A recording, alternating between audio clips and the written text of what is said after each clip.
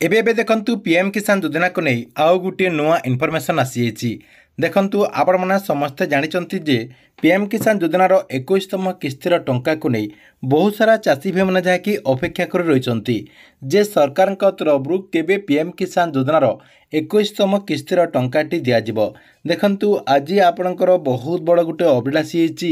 जे PM किसान योजनार जो 21तम किस्तिर टंका रही से 21तम किस्तिर टंका चाषी अकाउंट को केबे ट्रांसफर करा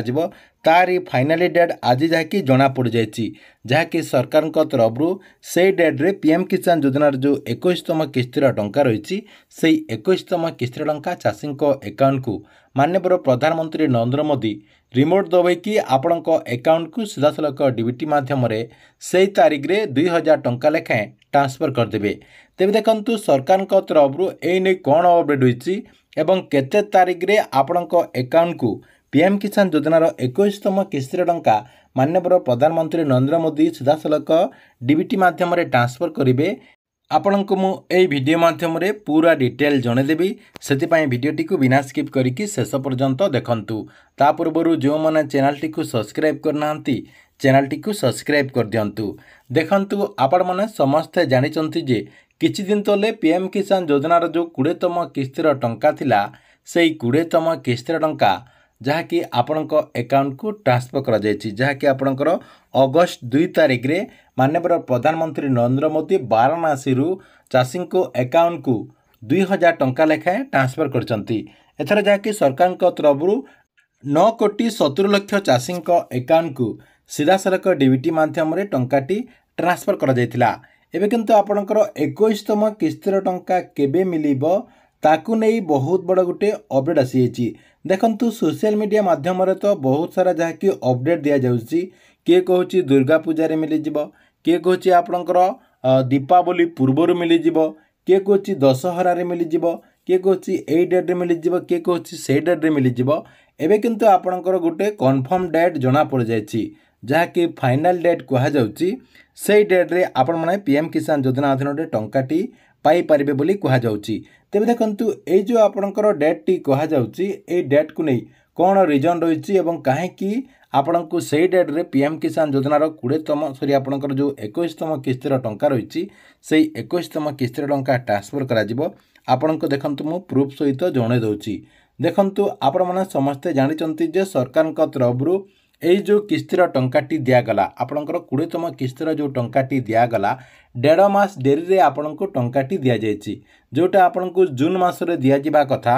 सेटा जाकि आपण को अगस्त मासरे दिया जायछि सेति पई सरकार तरफ यही जो किस्तिर टंकाटी दिया जिवो कम दिन भितर दिया जिवो अर्थात आपण को आ बेसी दिन अपेक्षा करबा पई पड़िबो नाही आपण जाकि कम दिन भितर यार टंकाटी पाई परिबे। तेबे देखंतु केबे सुधा पाइबार आशा रही ता सहित सरकार तरफ केबे आपणक अकाउंट को टंकाटी ट्रांसफर करिवार जहाँकि एबे न्यूज वायरल होची आपण को देखंतु कहि दउची देखंतु आपण को नवेम्बर मासरे ए टंकाटी मिलिबो नाही जहाँकि सरकार नियम अनुसार आपण को नवेम्बर मासरे मिलिबा कथा काहेकि नवेम्बर मासरे 4 मास हो जाउची नवेम्बर मासरे किंतु आपण को पीएम किसान योजनार 21तम किस्तिर टंका मिलिबार कौनसी चांस जना पड़ू नाही कहीं नवेम्बर मासरे बिहार रे आपणकर इलेक्शन रही विधानसभा इलेक्शन रही ता सहित ओडिशा रे मध्य गोटे जगार बाय इलेक्शन मध्य से डेट रे हेबो बोले जहाँकि एबे चर्चा होची। देखंतु आपणकर बिहार रे इलेक्शन रही विधानसभा इलेक्शन रही ओडिशा रो नुआपड़ा रे मध्य आपणकर बाय इलेक्शन हेबो सेतिपई सरकार तरफ नवेम्बर मासरे एई टंकाटी दियाजिबो नाही नवेम्बर पूर्वरु आपणकू एई टंकाटी दियाजिबो अर्थात आपणकू अक्टोबर मासर